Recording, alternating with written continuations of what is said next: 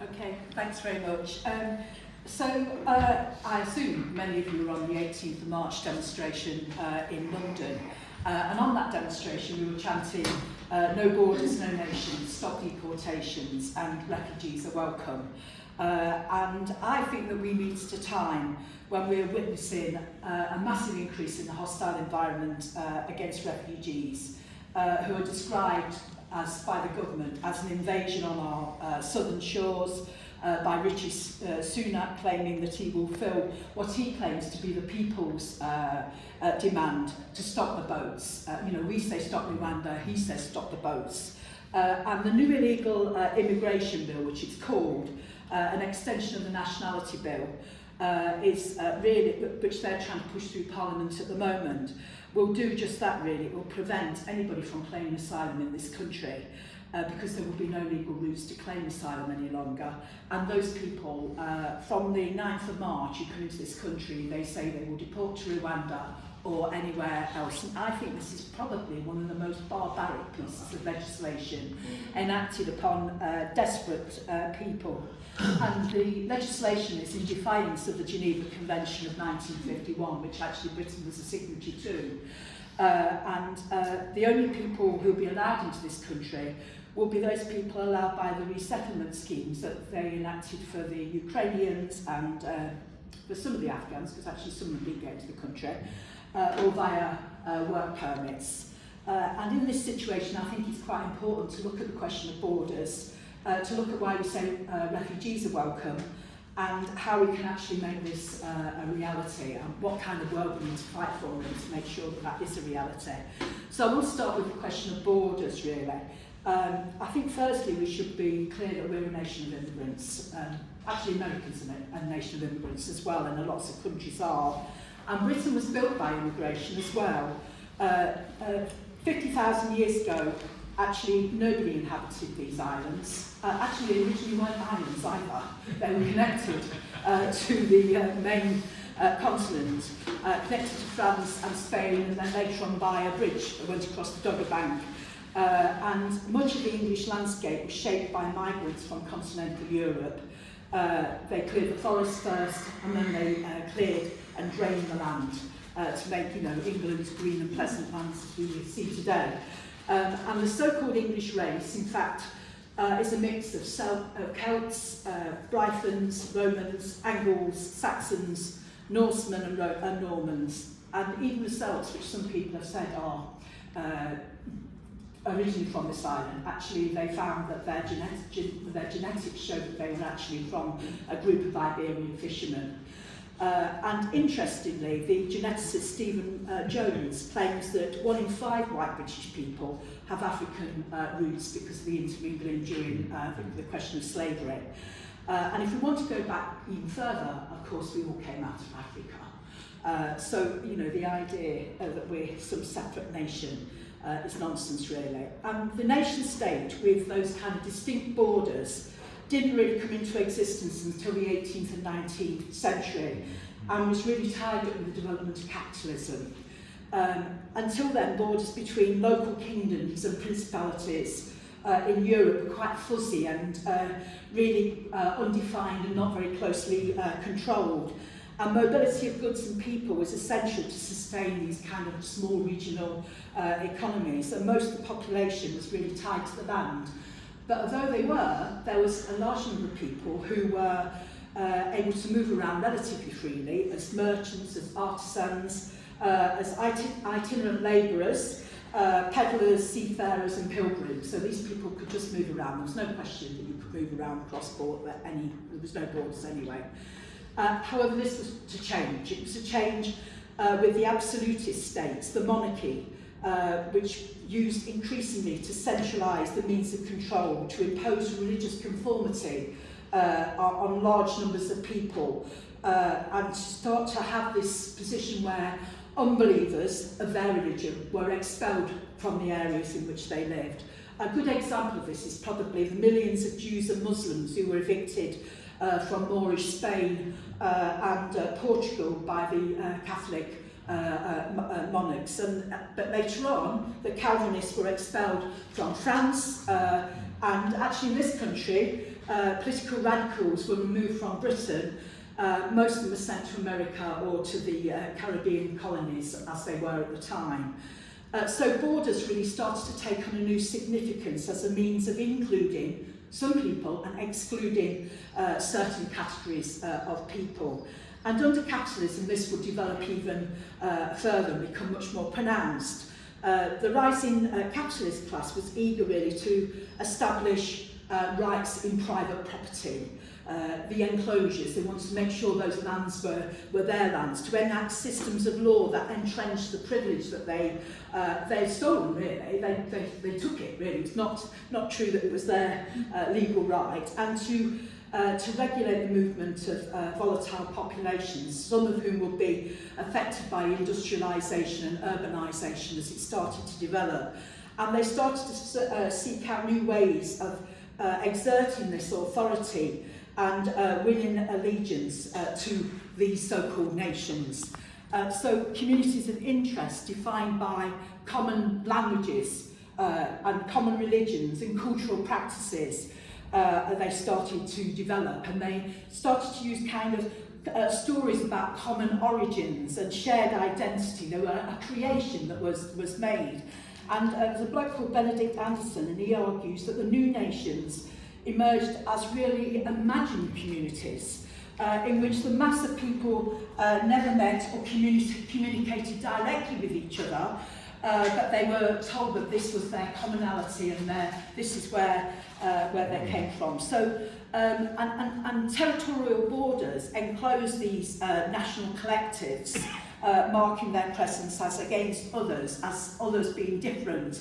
So, you know, the idea that we're a national group. And you've seen that develop as time's gone by, really. Ruling classes of early national states such as Britain, the Netherlands and France expended lots of energy, really, in making sure that those nations are seen as being centrally important in the ideology of the country, to convince populations that borders matter and that they have a common identity. And they built institutions for the state focused on coercion, on armed forces, on the judiciary and the police and prison systems to enforce those things. And they also intervened in rising class struggles, because some people were not very happy about the way in which they were treated inside these, and weren't happy about the way in which they created external enemies. And I think including in this was people who had different languages. So, for example, if you look at the case of France, non-nationals with languages like the German language or Breton or Catalan or Languedoc, they were suppressed, their languages were suppressed, and they were treated as a corruption, really, from the authentic so-called French language, and were either expelled or their language was suppressed. And loyalties were also important, really, inside these nation states. And the idea of national belonging, inclusion within and exclusion from the nation. Gone were all the early loyalties. People had loyalties to the local aristocracy, the local lord, the church or a sect. And instead, these things were replaced with things like the flag, you know, the Union Jack, the mother of the nation, Britannia, Joan of Arc if you were in France, and of stories of national achievement and of natural superiority. And that's kind of the thing that you get about British nationalism, but you get that about other nationalisms as well. And so really this is the kind of origins of borders as they exist today. Very much artificial creations tied up with the development of capitalism, and actually you can see the way in which this is operated across the world as well. I mean, in 1879 to 1913, virtually the whole of Africa was carved up. It was carved up by the European powers. They drew lines across it and decided who would have which piece of that fiefdom that they were taking. And I mean, the conference that took place in Berlin in 1884, where the imperial powers did this, there was not one African present at that conference. And the Europeans have been very good on this, really, in terms of drawing lines on maps that take no account of the numerous tribal loyalties, of the traditional monarchies, chiefdoms, and so on and so forth that existed. They weren't bothered. This is all about a land grab, really. And I mean, you can see this today with the Kurdish people, for example, cut across 4 different countries. You can see it. You would see it during the war in Afghanistan, because the Pashtun people cut across the border with Pakistan.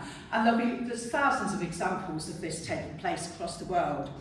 And I think it's clear that Britain, like most nations, is built on immigration, but also it's a nation that's been built as a result of its empire, its colonies and its imperial empire. And the emergence of the modern British nation state and the advent of global economies has brought with it the movement of capital in search of profit, but also the movement of people in search of work.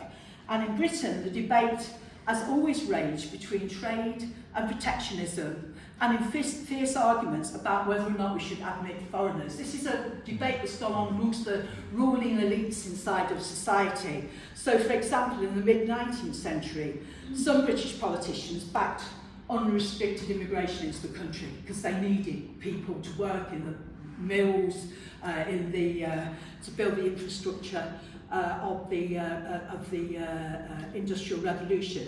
But others asked why subversives, for example, like Karl Marx, was allowed to live in this country, and they saw people who came from other countries as dangerous to the health of the nation, particularly if they were communists, as Karl Marx was. And I think it always amazes me that capital can move where it wants across the globe.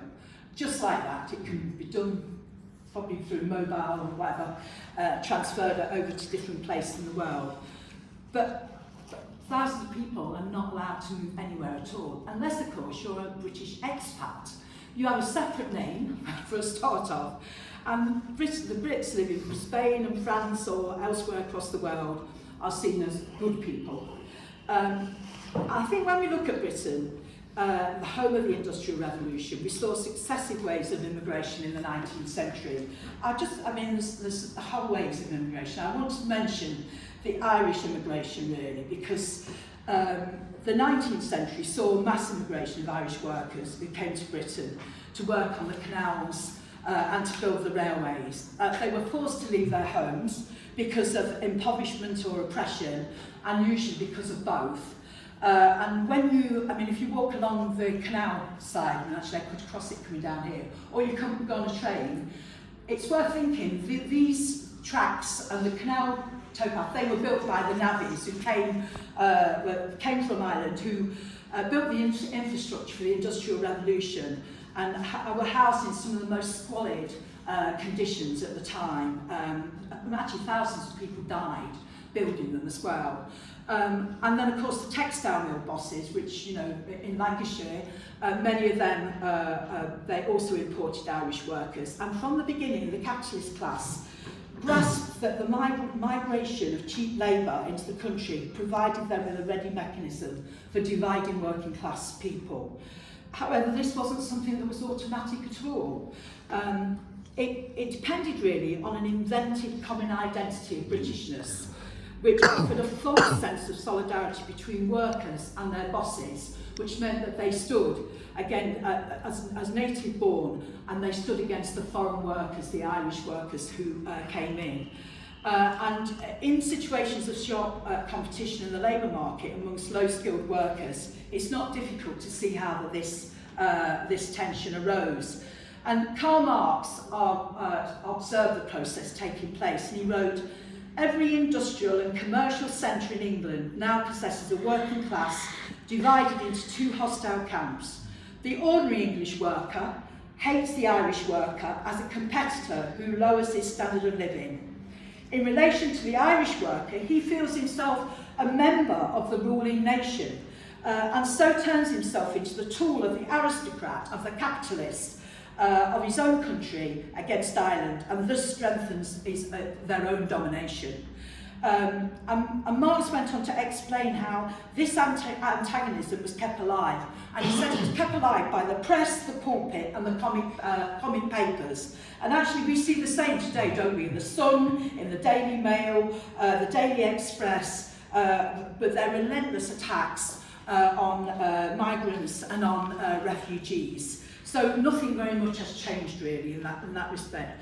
But there is another process that's cutting against this really, and that's the division between the divisions between workers, and it is a tradition that we always look to. And the bringing together of workers in the factory system, as it does in all sorts of workplaces today, has created a need for unity. We've seen that in the way the strike action that's been taking place. That despite the best efforts of the capitalism to stoke up racism, the impulse to class solidarity was often too strong then, and I believe it's often too strong today. So many leading members of the Chartists, for example, Britain's first mass workers' movement in the mid-19th century, came from the ranks of the Irish labourers. Class fighters like Fergus O'Connor, James Bronte O'Brien led British workers into struggle, and as did other workers like the Black Chartist organiser William Coulfey. So there's another movement that goes in the opposite direction. I'm just saying that obviously since then there's been lots of other waves of immigration. I ain't got time to go through it really, but just to say, you know, if you thought the Jews got a good time when they came to this country, no they didn't. I mean, you know, you think about the 1930s, Cable Street was the battle to stop that vile racist ideology being put forward. Or later on, you know, after the Second World War, when Britain desperately needed labour to come into the country, Enoch Powell went out to the Caribbean and to the Indian subcontinent to ask people to come into the country, and then later on, when the market got a bit tighter, starts to denounce them and talks about rivers of blood. And actually it was out of that we saw mass resistance to racism start to grow. And I would say that the Anti-Nazi League was kind of the crescendo of that movement when people started to fight back against the forerunners of the British National Party, the National Front, to get them off our streets. And of course today, Stand Up to Racism really is mobilising against the far right's attempt to build itself really on the coattails of the vile rhetoric that's coming out from the government. They think there's an opportunity to do that, and that's why we've seen the attacks at the hotels. I mean, I think people were horrified when they saw what took place at Knowsley.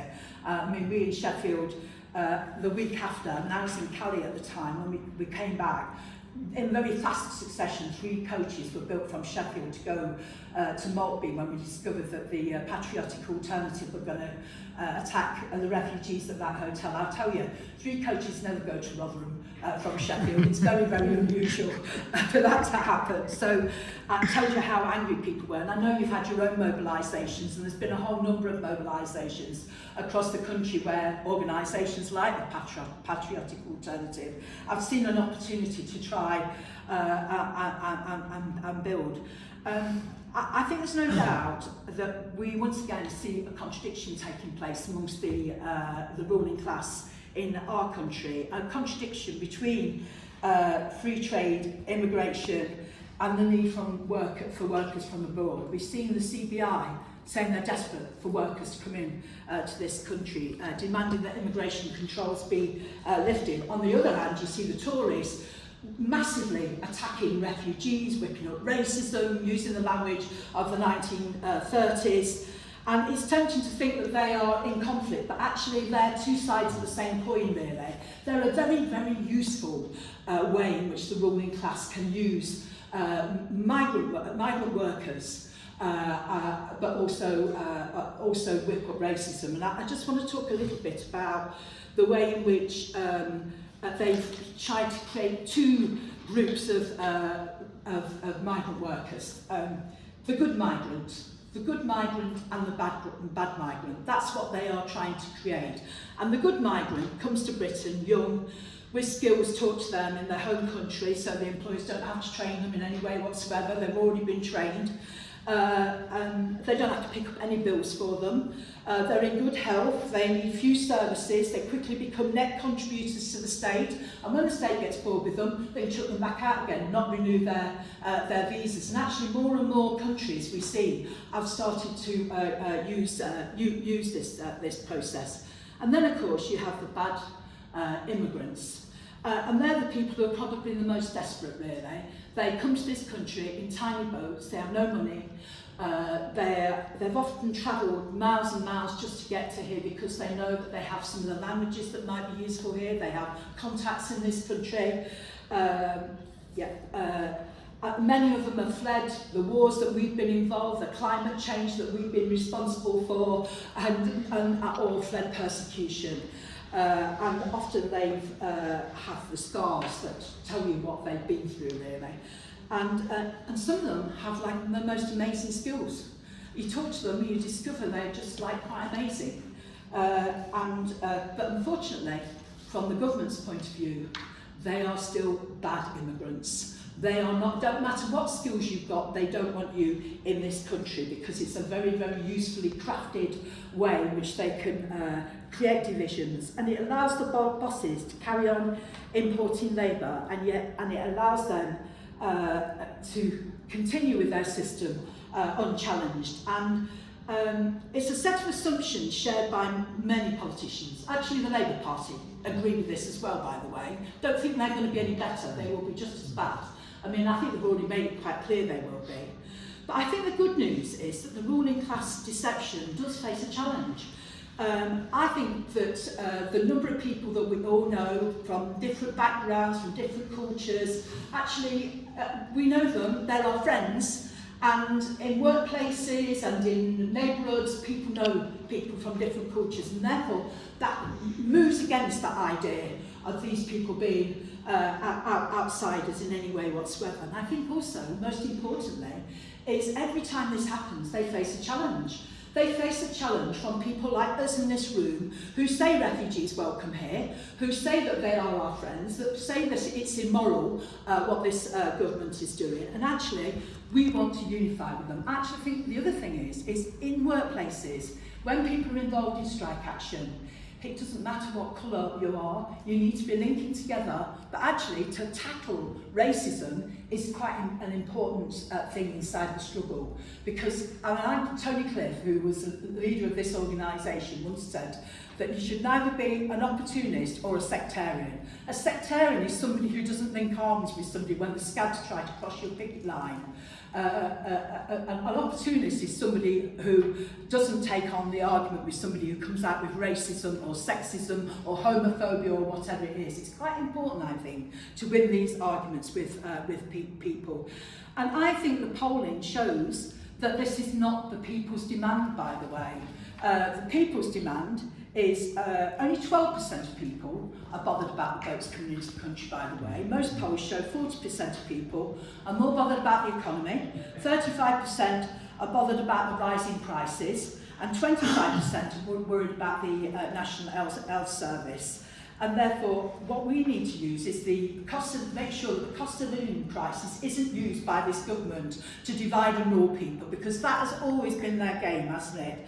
And I think that I think many people will accept that we should allow people with skills into this country, but we want to take on a more fundamental argument, an argument about borders. We don't just want people with skills to be allowed into this country, we want refugees to be allowed into this country. That's why we say no borders, no nations, no deportations. And I think that's quite important, really, because I think that ultimately we will continue to have racism in this country. The bosses will always use divide and rule and racism while we allow this system to carry on. And that's why I think we in the Socialist Workers' Party want to see an end to capitalism, because out of the sewers of capitalism comes the racists. Every time we smash them, they come back up again. And every opportunity they try to rebuild themselves. But actually, if we overthrow the whole system, then we could put an end to racism, sexism, homophobia, and the end, the profit motive that really drives forward the idea of divide and rule.